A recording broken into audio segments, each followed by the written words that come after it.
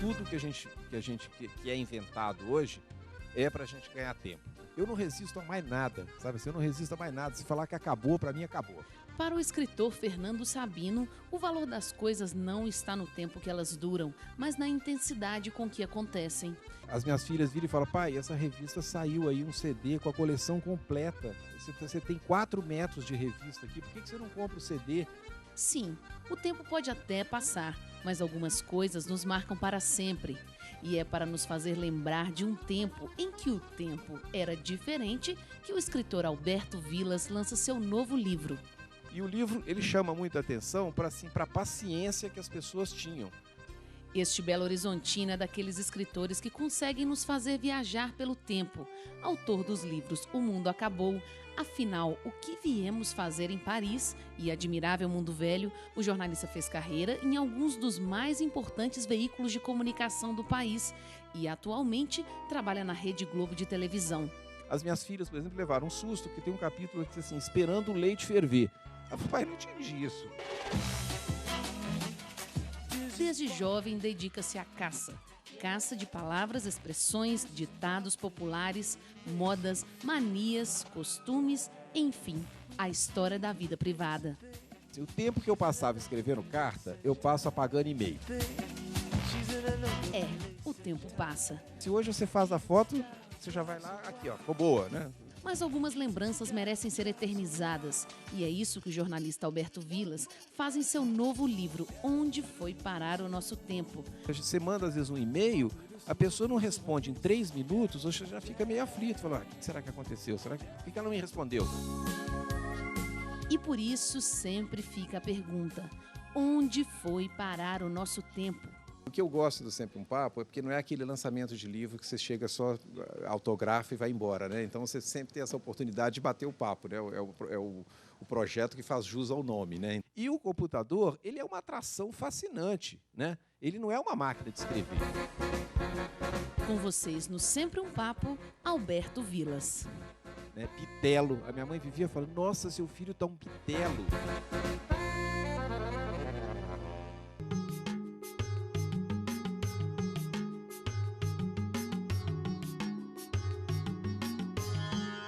Dizer que você é um dos maiores pesquisadores que eu conheço na vida, né? É um dos maiores colecionadores, talvez. É o nosso Pedro Nava moderno, pode-se dizer assim. Tomara. Conta um pouquinho para mim dos seus livros. Vamos falar um pouquinho dos livros por ordem cronológica, Vila, para a gente então, situar o espectador? Eu comecei com essa ideia, né, de recuperar um pouco o tempo, de contar as minhas histórias. Primeiro, eu tive essa ideia, porque, quer dizer, eu não tive a ideia. Quem teve a ideia foram minhas filhas, que começaram: pai, você tem muita história para contar, você tem que pôr isso num livro. Aí eu achava que eu ia fazer um livro só, né? Então vou reunir todas as minhas histórias num livro. Aí eu fiz O Mundo Acabou, que foi o primeiro livro, né? Ele já está na 12ª edição, né? E nesse primeiro livro eu reúno coisas que acabaram, né? Então, assim, coisas de uma maneira geral, assim, programa Sempre de contando televisão. uma historinha delas. Né? Eu peguei, quer dizer, as coisas assim: programa de televisão, refrigerante, produto de supermercado, e resolvi. A ideia inicial era contar o que era essa coisa, mas aí eu comecei a perceber que o legal seria contar alguma história sobre essas coisas que foram sumindo, né? Então, assim, eu comecei devagarinho, uma coisa, outra, e de repente, quando eu vi, o livro virou um livro, né? Assim, cheio de histórias de coisas que desapareceram. E que vão desde você pega aqui, tem o Rin-Tin-Tin, a calça faroeste, o papel almaço, a glostora, o sabão rinço. Então, tudo tinha uma história, né? Vou fazer só uma volta antes dos livros aí. Essas coisas na sua casa, ou no ambiente de trabalho que você tem isso guardado, está tudo organizado ou aquela maravilha? Não, está tudo organizado. Assim, tem 3 cômodos na minha são, casa. O que são essas coisas? Assim, eu coleciono revistas, eu coleciono propagandas antigas, objetos antigos. Eu fui guardando, mas guardando sempre assim, não guardando por guardar, de sair, comprar uma coisa e guardar. Cada coisinha na minha casa tem uma história, né? Então, isso aqui eu comprei no ano tal, no lugar tal. Então, assim, é um verdadeiro museu que eu tenho na minha casa e que é de consulta permanente. Não é uma coisa que eu guardo lá só por guardar, né? Então, assim, as coleções de revistas que eu tenho são todas encadernadas. E hoje é engraçado, porque as minhas filhas viram e falam: pai, essa revista saiu aí, um CD com a coleção completa. Você tem 4 metros de revista aqui, por que você não compra o CD? Eu não tenho prazer nenhum de pegar aquele CD e pôr no computador e ver minhas revistas. Eu gosto de folhear, porque é ali que estão as propagandas, que estão as cartas dos leitores, que estão as coisas que é material para o meu trabalho, né? Então, assim, aí esse primeiro livro foi isso, né? Assim, essa ideia de mostrar se o mundo acabou, esse mundo aqui acabou, né? Agora, eu sempre lembro, né, todas as vezes que eu tive aqui, eu sempre lembrei assim que eu não sou uma pessoa que vive do passado, né? Assim, que vive assim, eu adoro o passado e acho que a minha geração é uma geração que viu uma transformação muito grande, né? Então, assim, eu acho que meu pai viu o nascimento do vinil e o vinil durou 100 anos, né? Era aquele vinil, né? E a gente vê uma coisa assim, por exemplo, quem viu o nascimento do telefone celular não podia imaginar que 10 anos depois, aquele celular que todo mundo achava uma maravilha, agora eu posso falar de qualquer lugar sem precisar ter fio, ele ia começar a fazer foto, mandar mensagem, entrar na internet, filmar, né? Então essa transformação está sendo feita muito, muito rapidamente, né? Então, assim, aí assim, eu reuni essas histórias nesse livro, aí fiz um segundo, que é o Afinal que Viemos Fazer em Paris, que é mais a história minha, que eu saí do Brasil em 73 e voltei em 80. Mas não é assim, vocês vão ver aqui o que eu fiz lá em Paris, o que aconteceu em Paris, né? Tanto é que eu pergunto no título, afinal, o que viemos fazer em Paris. E nele eu resgato toda a minha memória, eu passei anos sem vir ao Brasil, e como que eu, apesar de eu ter feito faculdade lá, nasceram 2 filhos meus lá, eu estava muito ligado às coisas do Brasil, né? Aquela meio saudade do Brasil. E aí é impressionante, porque hoje, quando eu falo assim, eu moro em São Paulo desde 1980, mas a minha memória está toda aqui em Belo Horizonte. Eu não sei porquê, né? Assim, você fala, conta a sua história em São Paulo, eu não sei o que eu teria para contar. Não que lá não seja interessante, lá é muito interessante. Mas é impressionante como Eu gostaria de fazer uma pausa agora para pedir para você falar de Belo Horizonte, porque seu livro todo é situado. Os 4 livros, né? Assim, os 4 situados em livros. Belo Horizonte. Então, cada um tem um foco, né? Então, esse primeiro eram as coisas que acabaram. Paris é assim, as coisas que eu passei em Paris, porque eu fiz o curso de jornalismo lá, fiz várias reportagens lá, várias que foram censuradas. Então, está tudo nesse livro, né? Assim, então, são as minhas memórias de Paris, mas sempre lembrando assim, olha, o Brasil que está lá, as cartas. Tem um terço do livro aqui são as cartas que eu escrevi para o meu irmão, né, que ele guardou essas cartas e me devolveu. Meu irmão também guarda umas coisas. Aí ele me devolveu essas cartas, então tem trechos de cartas que são muito interessantes, que mostram uma época, assim, a década de 70, né, e era uma época assim, não era uma época fácil, né, assim, era uma época em que ele mandava coisa escondida dentro da carta, eu mandava coisa escondida, correndo o risco da carta ser aberta, então as coisas que saíam publicadas lá não podiam sair aqui, então isso tudo está nesse livro. Aí eu parti para o terceiro, que são expressões, né? Assim, expressões que é um mundo que acabou das expressões, né? Então, assim, as pessoas é engraçado porque eu me pergunto aqui, por exemplo, assim, uma das expressões é assim, vamos chamar assistência, né? Ninguém mais fala assistência, assistência virou ambulância, né? Mas antigamente falava assistência, falava rádio patrulha, né? Assim, as pessoas falavam muito rádio patrulha, né? E eu começo contando uma história que é esse filme, eu achei o filme um abacaxi. Mas foi no 11º dia daquelas férias do inesquecível verão de 41, uma quarta-feira, que ao chegar em casa, Maria Julieta abriu o diário e escreveu: à noite fui assistir ao filme valente de ocasião, um abacaxi. São expressões que existiam e que não existem mais. E não só expressões que as pessoas falavam, como coisas que a gente passou a não falar mais também. Por exemplo, assim, me empresta o negativo da foto para mim fazer uma cópia, né? Ninguém mais pede um negativo para ninguém, vai me dar o negativo que eu quero fazer uma cópia. Então, são coisas que foram desaparecendo. E eu chamo de um admirável mundo velho, que é uma coisa que as pessoas falam, mas isso é saudosismo. É saudosismo. Mas eu acho que a gente vive hoje um admirável mundo novo. Eu não acho que a gente vive, naquele tempo. Eu nunca fico assim com aqueles. Eu, por exemplo, eu tenho uma máquina de escrever que eu herdei do meu pai, que está lá no meu escritório, linda, maravilhosa, todo mundo que entra lá acha maravilhosa. Mas eu não tenho saudade nenhuma dela. Outro dia eu fui pegar, falei, peso que é aquilo, para dar uma... Eu não tenho nem força mais para teclar aquilo. Eu adoro um computador, entendeu? Eu não troco, falando, bom era a máquina de escrever, né? Está uma onda em São Paulo de fazer compra de supermercado pela internet, né? Quando eu falo assim, não, eu ainda vou no supermercado. Você vai no supermercado? Não, eu não preciso mais ir no supermercado. Primeiro que eu acho assim, uma coisa meio desumana, né? Se você achar assim, então você vai ficar dentro de casa controlando os botões. Aqui eu faço compra de livro, aqui eu faço compra de... Você não sai mais em casa, você não encontra com ninguém, você não toma chuva, você não passa por aperto nenhum, né? Assim, nem é assaltado.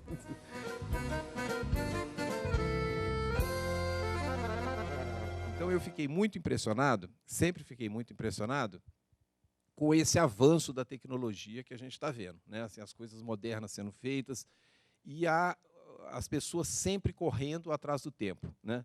Então, assim, eles inventam hoje coisas para você ganhar tempo. Tudo que se você perceber, tudo que é inventado hoje é para a gente ganhar tempo. Então, assim, eles inventaram o celular.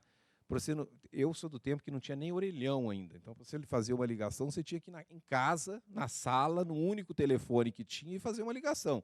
E esperar dar sinal. Ligação, né? Não, e esperar dar sinal. Interurbano era pedido. Não, interurbano, então, era assim, demora de 2 horas para o Rio de Janeiro. E mesmo o telefone para Belo Horizonte, você pegava o telefone, ele não dava sinal. Ele ficava, às vezes, 10, 15 minutos você ali apertando, esperando dar sinal, né? Assim. Aí inventaram o celular para quê? Você não precisa mais, né? Nem ir no orelhão, comprar ficha, ir lá, telefonar. Você, agora é cartão, né? Você agora pode falar de qualquer lugar. Você ganhou tempo com isso, né? Tudo é feito para ganhar tempo. Inventaram micro-ondas para você não ter que chegar em casa, esquenta o arroz, esquenta o feijão, passa o bife, você faz o seu prato, 30 segundos, está pronto, né? Está quente. Você gastava 10 minutos para esquentar a comida. Hoje você gasta 30 segundos. Na verdade, quando você pegava a foto revelada, você nem lembrava mais da foto que você tinha feito, né? Fora as que queimavam, né? As que saíam tremidas. Você mandava revelar um voo cego.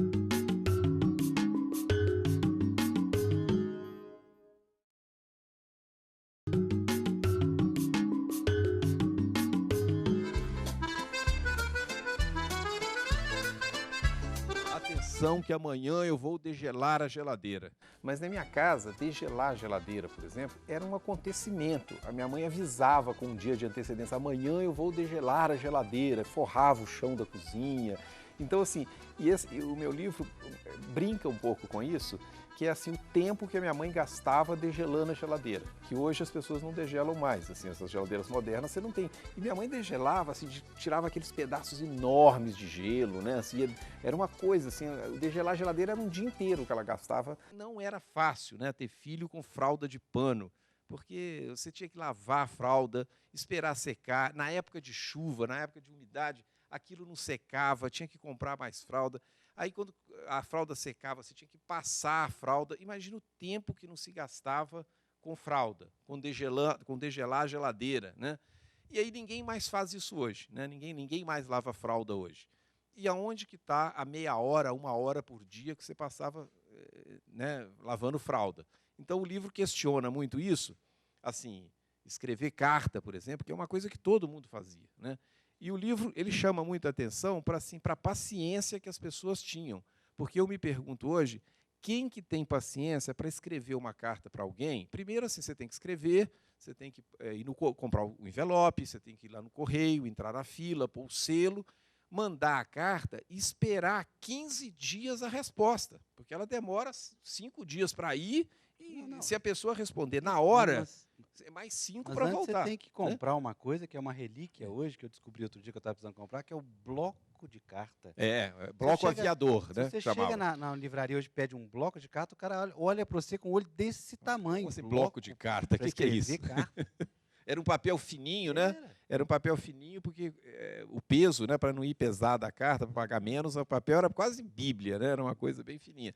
Então, as pessoas hoje, eu vejo assim, que você manda, às vezes, um e-mail, a pessoa não responde em 3 minutos, você já fica meio aflito. Fala, o que será que aconteceu? Por que ela não me respondeu? 3 minutos, as pessoas esperavam 15 dias uma resposta de uma carta. Esperavam 7 dias para uma foto revelar, né? Então, assim, hoje você faz a foto, você já vai lá, aqui, ó, ficou boa, né? Se não ficou boa, também você apaga. E naquela época, não, você mandava uma foto revelar, você não tinha a menor ideia. Na verdade, quando você pegava a foto revelada, você nem lembrava mais da foto que você tinha feito, né? Fora as que queimavam, né? As que saíam tremidas, né? Porque tinha um monte que saía tremido, você não tinha como. Você mandava revelar um voo cego, era uma coisa assim, não sei o que vai vir, né?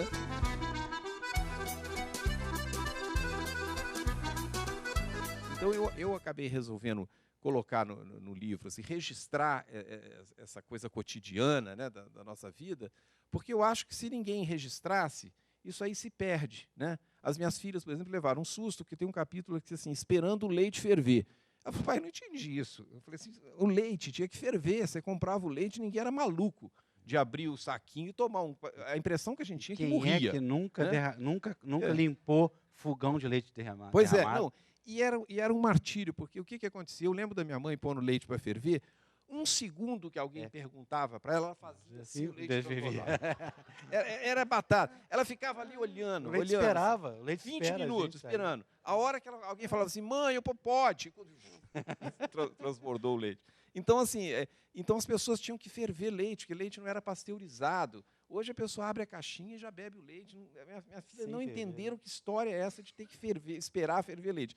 E, na verdade, é uma brincadeira, porque as pessoas gastavam tempo esperando, gastavam. Mas não era assim, eu parava a minha vida, se bem que minha mãe parava, ela parava tudo para não deixar o leite derramar. Né? Assim.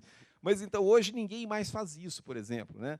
E no banco a mesma coisa. Né? Assim, não sei se as pessoas lembram, que alguns devem lembrar, que não existia caixa eletrônico. Né? Então, você precisava de um dinheiro no sábado, não tinha possibilidade, a não ser que ia lá no comerciante, adiantava, nem isso, era muito difícil. Né? Você tinha que ir no banco, no horário que o banco abria e fechava, né? E não era simplesmente chegar no banco e entregar o cheque, não. A mulher ia lá dentro, tinha que conferir a assinatura, tinha que ver o saldo, você demorava meia hora para tirar 50 cruzeiros ali do banco. E aonde está a meia hora que a gente ia no banco? Que a gente ia no banco e ficava lá esperando, a mulher chegar à conclusão que você tinha saldo, que a assinatura confere e te dá o dinheiro. Né? Eu já tinha o primeiro livro dele, O Mundo Acabou, e eu fico constrangido às vezes porque tudo aquilo eu conheci, eu vi, eu vivi, então que diabo, eu me sinto uma figura de museu. Eu só sei que o meu carro é de boa qualidade porque eu lembro do carro que eu tinha naquela época, que quebrava, etc. Desempelotando o Toddy, isso também minhas filhas não entenderam. Que história é essa de desempelotar Toddy? Porque as pessoas hoje colocam uma colher de Toddy dentro do leite, ele mistura automaticamente, é instantâneo, né?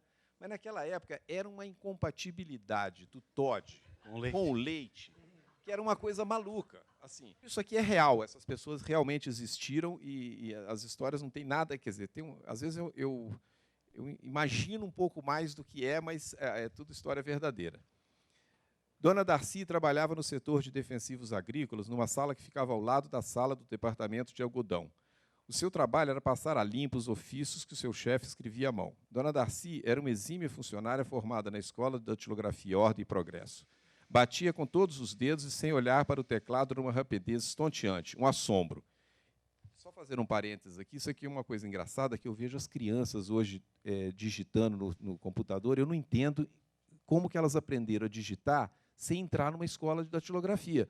Porque ninguém batia a máquina por conta própria. As pessoas tinham que entrar numa escola de datilografia. Eu descobri isso, uma moça de 18 anos hoje só usa os 2 dedos.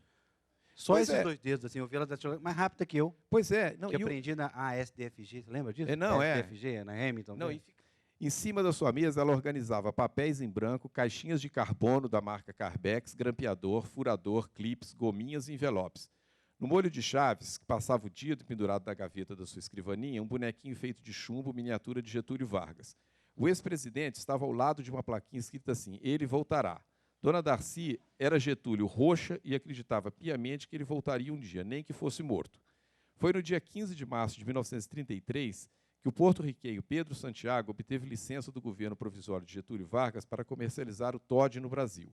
Dona Darcy tinha 5 filhos e a certeza absoluta de que eles estavam fortes e saudáveis graças ao Toddy que o seu Getúlio trouxera para o Brasil.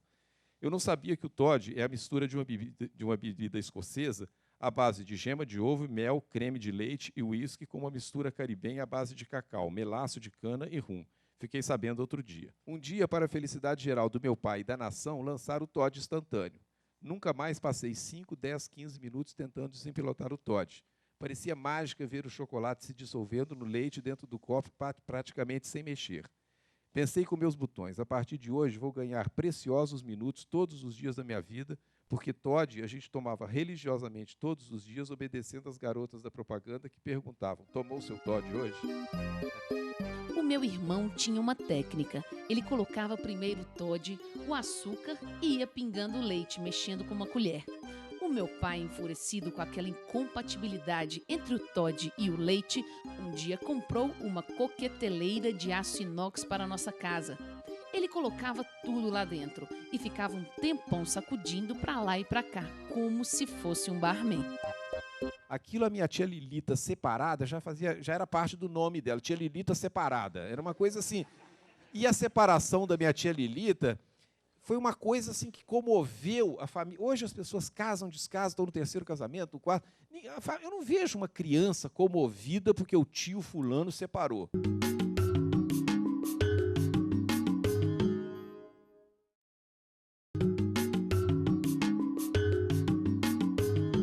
Sempre que eu posso, eu venho nesses lançamentos, que acho que é uma oportunidade da gente conhecer esse pessoal novo, essa literatura nova, né? E estou sempre prestigiando.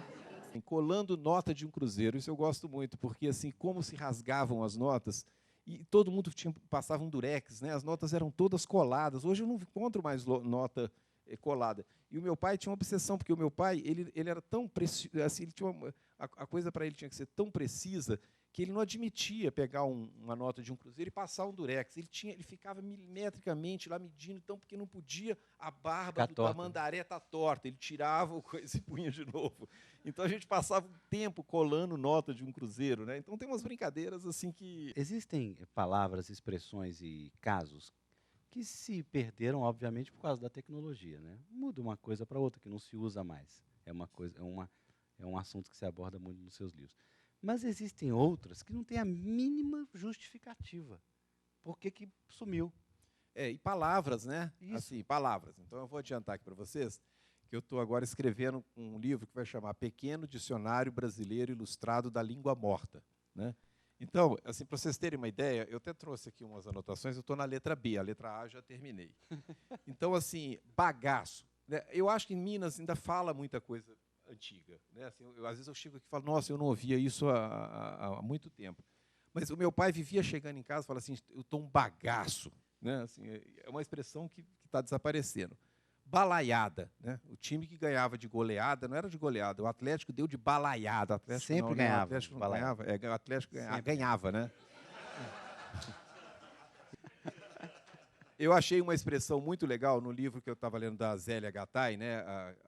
Que era casada com o Jorge Amado. Ela chegou na Hungria e desconfiou que o Jorge Amado estava se engraçando com uma húngara lá. Aí, de repente, de noite, ela pensou, aí ela estava escrito no livro dela, de noite eu pensei, eu acho que ele não tá interessado nela, porque Jorge só gosta de mulher de balaio grande. Né? Balaio grande é bunda grande. Né? E as pessoas costumavam falar, nossa, olha o balaio grande que aquela ali tem. Ninguém mais fala balaio grande. Né? O jogador que estava impedido estava na banheira. Né? Ninguém falava está impedido. Está na banheira. Você não vê um Galvão Bueno falando, está na banheira. Se ele falar está na banheira, ninguém vai entender, vai achar que ele está tomando banho. Né? O Barnabé, né, que era um funcionário público que ia trabalhar, deixava o paletó de pendurado e saía, só voltava no fim do expediente, dormia às vezes no expediente. Eu me lembro muito do meu avô falando assim, fulana tá um bucho. É uma mulher feia, fulano tá um bucho. Né? Eu não estou entendendo. Bulhufas, beócio, né, bitelo. A minha mãe vivia falando, nossa, seu filho tá um bitelo. Eu acho que ninguém mais fala aqui. Fala ainda não, né? Fala não. O basquete era bola ao cesto, né? Vamos jogar bola ao cesto? Né? Ninguém fala mais bola ao cesto hoje.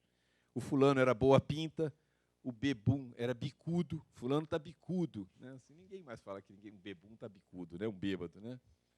E o jogador que jogava na defesa era o Beck. Né? Assim, ninguém mais fala Beck também, fala zagueiro. Beck né? da roça, então, nem... Beck. Né? Tem umas coisas assim, por exemplo, o plantar o feijão no algodão. Né? não é que ninguém mais planta ou que a pessoa ficava ali esperando aquele coisa, mas eu fico impressionado de ver como que as crianças, né, estão sem paciência. Então dá a impressão de que ela vai, quem sabe não tem isso na internet, que eu já entro e já faço assim, o feijão já cresce. É a memória de um tempo que você está retratando, né? Assim, eu acho que assim que o Inácio de Loyola Brandão, que escreveu a orelha desse livro, ele coloca uma coisa legal aqui, assim, porque quer dizer, eu fiquei super emocionado até quando ele fala que no futuro, quando historiadores estiverem pesquisando a história do cotidiano brasileiro, precisarão recorrer aos livros de Alberto Vilas. Eu acho assim que isso aí é uma coisa que tem me deixado muito feliz, é saber que o livro fica, né? E se alguém não registra esse livro, acaba se perdendo. Então ele coloca aqui na orelha assim, o pai do Vilas que furava a lata de azeite com preguinho é o meu pai também, né? Então as pessoas se identificam muito, né, com esse cotidiano. E eu acho muito legal trabalhar com esse cotidiano, porque eu acho que o mundo hoje, apesar de ser admirável, eu acho que a família ela continua de pé, eu acho da maior importância, mas ela deixou de ser aquela família que era nos anos 50 e 60, né? Porque nos anos 50 e 60, o meu pai almoçava em casa todo dia, com a minha mãe e com os filhos, né? Então, assim, o tá na mesa era muito comum. Minha mãe falou assim, tá na mesa. Vinha filho de tudo quanto é lado para almoçar com meu pai, minha mãe e os filhos. Hoje eu acordo em São Paulo, as minhas filhas saem para a escola, minha mulher sai para trabalhar, eu saio para trabalhar, a gente se vê à noite. Né? Não tem o tá na mesa. Lá em casa, se a empregada meio-dia gritar tá na mesa, não vai aparecer ninguém, só ela. Passávamos horas em casa, em volta da mesa, com meu pai tentando explicar que Deus existia sim. Sem ele, não teríamos alma, nem sentimentos, não choraríamos a morte, não celebraríamos o nascimento. Só mesmo um Deus todo-poderoso seria capaz de criar o ser humano, dizia ele. Os filhos ficavam olhando atentos para aquele pai, também todo-poderoso, que jamais iria mentir. Da minha família inteira, até talvez 1970, eu só tinha uma tia que era separada. Né? Aquilo, a minha tia Lilita separada, já era parte do nome dela, tia Lilita separada. Era uma coisa assim. E a separação da minha tia Lilita foi uma coisa assim que comoveu a família. Hoje as pessoas casam, descasam, estão no terceiro casamento, no quarto. Eu não vejo uma criança comovida porque o tio fulano separou. Né? E a gente não, a gente participava. Ficava sabendo, está separado, separou. Aquilo era uma coisa assim, parecia que era uma... Quer dizer, desde as alegrias da família até as grandes tragédias, que era a separação, que era considerada uma grande tragédia, a gente participava. A gente ficava ouvindo meio escondido, ficava sabendo. Eu queria saber, então, queria que você falasse mais um pouco sobre o que foi feito com o tempo, então. O que aconteceu com o tempo? Algumas coisas eu tenho resposta. Né? Assim, o tempo que eu passava escrevendo carta, eu passo apagando e-mail. Eu acho que eu gasto meia hora hoje por dia apagando e-mail, entendeu? Assim, e-mail que eu recebo, nem leio às vezes, porque tem e-mail que é de propaganda, eu apago. Não, tem outra, só te interrompendo.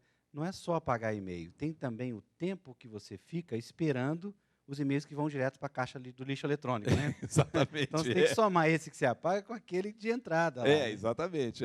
Então eu acho que assim que o tempo, o livro não responde assim, olha, aconteceu isso, aconteceu aquilo. Mas eu acho assim que a gente gasta o tempo, primeiro, com a atração que é o mundo da tecnologia hoje. Né? Então eu vivo muito na ponte aérea, eu trabalho no Rio e São Paulo, eu fico impressionado numa sala de espera, eu olho assim, tem 40 pessoas, as 40 estão manipulando o celular. Né? Então, assim, e não é porque estão ali na sala de espera. O manipular o celular hoje em dia é uma coisa que virou um hábito de todo mundo. Né? Assim, e eu acho que o mundo maravilhoso do computador, por exemplo. Né? Antigamente, eu lembro do meu pai, ele contava que ele é da época que chegava em casa, ele acendia a luz e ligava o rádio, né, para ouvir as notícias. Então, todo mundo parava e ouvia as notícias do rádio. Eu sou da época que as pessoas ligavam a luz e ligavam a televisão. Né? Hoje as pessoas assim, nem ligam a luz, já ligam o computador. E o computador, ele é uma atração fascinante. Né? Ele não é uma máquina de escrever. Então, eu sou um jornalista que trabalhei muitos anos com máquina de escrever e me lembro que a pessoa fazia uma matéria, acabava, ele ia tomar um café, ele ia ler um jornal, porque ele acabou. Hoje, você entra numa redação, está todo mundo lá. Você tem a impressão que está 1000, todo mundo trabalhando. mas eles estão no Facebook, estão vendo no YouTube, estão respondendo e-mail, né? Para vocês terem uma ideia, eu trabalho no Fantástico, né, no programa Fantástico, e na segunda-feira a gente recebe uns 3.000 e-mails comentando o programa. A metade criticando, a outra metade mais ou menos. Então, assim, os e-mails que vêm são todos assim, joãodasilva@nestlé.com.br, fulana de tal, @IBM, assim, é gente que está lá, segunda-feira de manhã, no trabalho, mandando e-mail elogiando o vestido da Patrícia Poeta. Sabe assim? Então, assim, quer dizer, aquilo ali, o cara entra ali, ele está no trabalho, e o computador é isso, né? Ele é muito. Eu vi o nascimento da televisão e ficava fascinado de ver televisão, de assistir televisão. E ninguém assiste computador, você participa, né? Você pega o mouse, você vai, você tira aquilo, você entra com o vídeo, você sai com aquilo, você escreve, você. Então, isso aí, as pessoas estão hoje em dia gastando muito tempo com isso. Fora os problemas físicos, né? Por exemplo, nós temos um amigo que chama Zé Camargo, que outro dia ele me ensinou a digitar, passar SMS com a mão esquerda, porque senão dá artrite na mão direita. E eu estou lá tentando com a mão esquerda, é dificílimo, gente, com a mão esquerda. Então, assim, eu acho que e o mundo hoje, assim, eu tenho uma historinha que eu vou até contar para vocês, que eu achei muito interessante, que eu sempre fiquei muito impressionado de ver minhas filhas, quando eu abro a porta do quarto delas, elas estão fazendo 5 coisas ao mesmo tempo.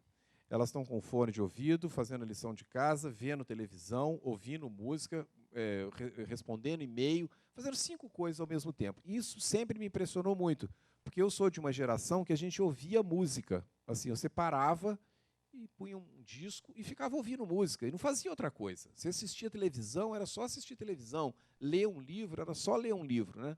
Aí a gente fez uma reportagem lá no Fantástico exatamente sobre isso, sobre essa geração nova que faz um monte de coisa ao mesmo tempo. São chamados níveis de consciência. Pois é. Aí, um dos meninos, um garoto de uns 7 anos, 8 anos, um menino lá do Rio, ele falou uma coisa que me impressionou muito, porque ele falou exatamente o contrário do que eu achava. Ele virou e falou assim: eu não consigo fazer uma coisa só. Então, para ele, é um absurdo eu achar, vou parar aqui e ficar assistindo televisão. Não, eu vou assistir televisão, mas eu vou fazer mais um monte de coisa, né? Se eu vou jantar, eu vou responder e-mail, vou mandar mensagem pelo celular. Então, hoje é isso, né? Assim, então, a cabeça desse menino não é mais a cabeça de como você consegue fazer 5 coisas. Ele deve assustar de me ver ouvindo música. Fala, você está aí parado ouvindo música, que idiotice, faz outras coisas, né? E as pessoas têm necessidade, né, de fazer 2 coisas ao mesmo tempo. Assim. Então, as pessoas estão muito elétricas, assim, muito agitadas, né? Assim. A gente tinha assim, um desenho animado na televisão, ele passava só de manhã, num horário curto ali, que era para criança. Hoje, às 4 horas da manhã, você liga a televisão no canal a cabo, está passando desenho animado. Então, hoje acabou um pouco isso, né? Ninguém mais se agarra às coisas de falar assim, não, isso aqui é para a vida inteira. Nada é para a vida inteira, né?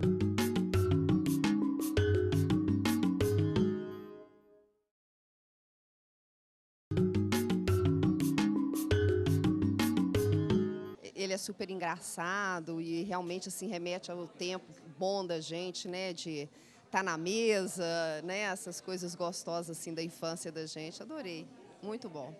Desde o primeiro livro que você lançou aqui, e todos os outros seguiram a mesma linha, você conta a história dos cadernos, você conta a história dos seus filhos. Eu confesso que eu ainda não consegui fazer os cadernos, mas eu estou revelando as fotos, para pelo menos ter como passar as fotos. Conta para a gente a história dos cadernos e que dia que a gente vai ter uma edição facsímile deles, porque dá uma vontade danada de folheá-lo. A história dos cadernos, eu nunca contei a história dos cadernos aqui, acho que não, né? Acho que não. A história dos cadernos começou no dia que o Julião nasceu, né, que está ali. O Julião nasceu no dia 6 de novembro de 77, ele nasceu em Paris. Aí eu tive a ideia de registrar o primeiro mês de vida dele. Eu falei assim, eu vou registrar dia após dia, né? Eu vou registrar o primeiro mês, porque eu vou guardar isso aqui para a posteridade. Aí eu comprei um caderno bonito na França, aqui ainda não tinha esses cadernos enormes, lá já tinha aqueles cadernos bonitos, enormes, assim, grandes, de espiral. Aí eu comecei lá a escrever, 6 de novembro de 77. Eu escrevi o que aconteceu, o nascimento dele, a gente contou como que ele nasceu e tal, e colei lá um recorte de jornal, aí o primeiro telegrama que ele recebeu, a fatura do hospital, aí foi o teste do pezinho, foi tudo nessa primeira página. Aí passou para o dia 7 de novembro, a mesma coisa, né? Quando começaram a revelar as primeiras fotos foram para o caderno, e sempre escrevendo alguma coisa, né? Registrando alguma coisa que aconteceu. Aí, quando o Julião fez 30 dias, fez um mês, eu fiquei tão entusiasmado com o caderno, que estava ficando tão bonito, porque eu comecei a pôr outras coisas. Aí chegou foto de sobrinho, foto do meu irmão, fotos do Brasil, aí a gente começou a colar também em cada página, né? Aí, no final do primeiro mês, eu falei, eu vou fazer por 6 meses. Eu vou registrar a vida dele por 6 meses. Aí, quando ele fez 6 meses, a mesma coisa, já tinha 3 cadernos, 4 cadernos, falei, não vou parar não, vou fazer 1 ano. Né? Vou registrar o primeiro ano. Aí achei que era legal, era isso, não era um mês, o primeiro ano dele está registrado. Aí, assim, a minha ex-mulher ficou grávida da Sara, né? Aí, quando ela ficou grávida, eu falei, vou esperar a Sara nascer, porque é sacanagem, né, parar agora e depois fazer o da Sara. E assim foi. Então, assim, eu fui pondo, cada dia eu ia pondo recorte de jornal, recorte de revista, foto dos primos que nasciam, tudo ia indo para esse caderno, né? Então, eu tenho em casa mais de 300 cadernos hoje. Assim, eu tenho mais de 300 cadernos porque eu continuei fazendo isso até hoje. Porque qualquer página que você abre lá, você vê que tem alguma coisa interessante, né? Assim, que aconteceu a moda, né? Tudo que entra na moda, que sai lá, assim, a moda agora é isso, eu ponho lá, entendeu? Uma das coisas mais fascinantes são as coisas que as crianças falam quando elas são pequenas, né? Que a gente esquece, né? Então, tem uma frase histórica da Sara, que outro dia eu achei lá, que está assim, a gente foi no Butantã, ela tinha 2 anos e pouco, a gente foi no Instituto Butantã em São Paulo, ela chegou, olhou uma cobra assim, e falou assim, engraçado, cobra é um bicho que só tem rabo. Né? Então, eu achei isso no caderno, eu teria esquecido isso, eu não lembrava mais, assim, mas quando você pega o caderno, você começa a achar um monte de coisa que... Né? Tem um registro da minha filha, que hoje está com 20 anos, que a gente achou lá outro dia, que elas adoram o dia de aniversário delas, elas pegam os cadernos, deixa eu ver quando eu tinha 7 anos, deixa eu ver o meu aniversário de 12 anos. Aí ela achou lá que ela teve uma briga com a mãe, né, essas brigas de filho pré-adolescente, que não quer tomar banho, que não quer ir para a escola, que quer ser independente. Aí ela teve uma briga com a mãe, ela escreveu assim, hoje estou tão triste que o meu coração está desmanchando em pedacinhos. Assim, eu falei assim, imagina alguém, uma criança de 7 anos, falar assim, meu coração está desmanchando em pedacinhos de tanta tristeza. Né?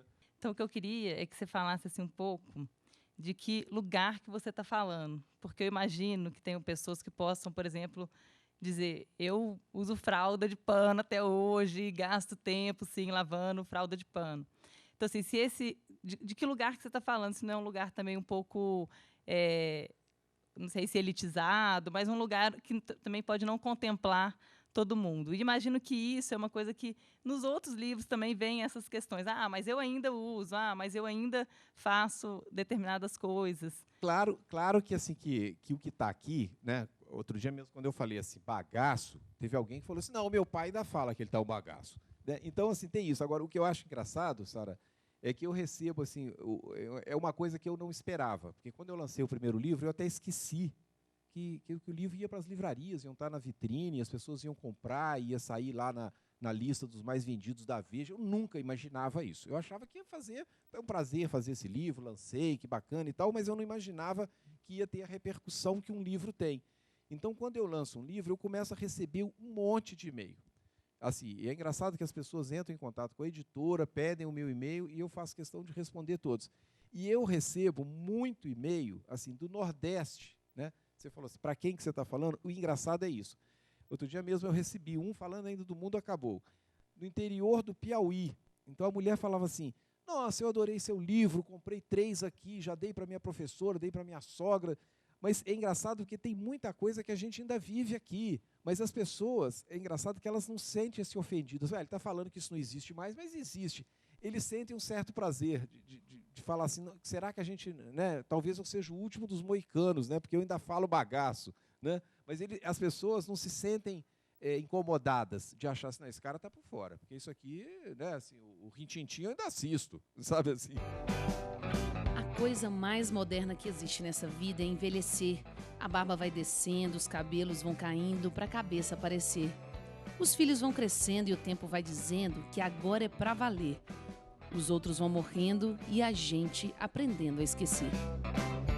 O passado a que a gente se refere com a velocidade das transformações do mundo, né, é 10, 15 anos. Por exemplo, você citou que o vinil durou 100 anos. Quanto tempo durou o CD?